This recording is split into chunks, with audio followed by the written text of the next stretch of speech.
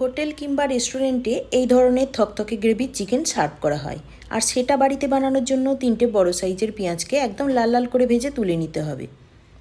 পেঁয়াজটা ঠান্ডা হলে এবার একটা মিক্সিং জারে হাফ পেঁয়াজ, 1 বাটি টক দই, 1 বাটি ধনেপাতা, 2টো কাঁচা লঙ্কা, বেশ কিছুটা রসুন আর বড় চামচের 1 চামচ আদা বাটা দিয়ে ব্লেন্ড করে নিতে হবে। চিকেনটা ম্যারিনেট করার জন্য এই বাটা মশলাটা দিতে হবে, বাকি ভাজা পেঁয়াজটা দিতে হবে, নুন, হলুদ, লঙ্কা, জিরে গুঁড়ো আর হাফ পাতিলেবুর রস দিয়ে মাখিয়ে রাখতে হবে আধ ঘন্টা। এবার পেঁয়াজ ভাজার তেলে ফোড়নের জন্য দিতে হবে গোটা জিরে, তেজপাতা আর দারচিনি আর গোলমরিচ।